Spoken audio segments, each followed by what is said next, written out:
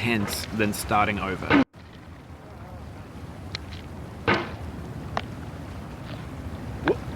There's no feeling more intense than starting over.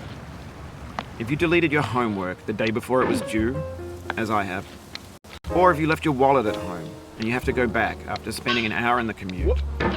If you won some money at the casino and then put all your winnings on red but it came up black. If you got your best shirt dry cleaned before a wedding and then immediately dropped food on it. If you won an argument with a friend and then later discovered that they just returned to their original view. Starting over is harder than starting up. If you're not ready for that, like if you've already had a bad day, then what you're about to go through might be too much. Feel free to go away and come back. I'll be here. Alright, thanks for coming with me on this trip. I'll understand if you have to take a break at any point.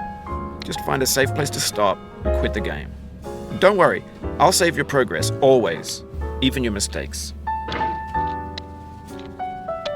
This game is a homage to a free game that came out in 2002, titled Sexy Hiking. The author of that game was Jazuo, a mysterious Czech designer who was known at the time as the father of B games. And B games are rough assemblages of found objects.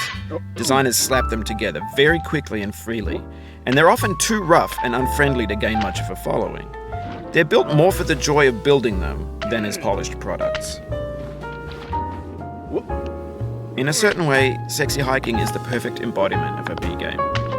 It's built almost entirely out of found and recycled parts, and it's one of the most unusual and unfriendly games of its time. In it, your task is simply to drag yourself up a mountain with a hammer. And that act of climbing, in the digital world or in real life, has certain essential properties that give the game its flavor. No amount of forward progress is guaranteed. Some cliffs are too sheer or too slippery. And the player is constantly, unremittingly in danger of falling and losing everything. Anyway, when you start Sexy Hiking, you're standing next to this dead tree that blocks the way to the entire rest of the game. It might take you an hour to get over that tree, and a lot of people never got past it. Prod and you poke at it, exploring the limits of your reach and your strength, trying to find a way up and over. And there's a sense of truth in that lack of compromise.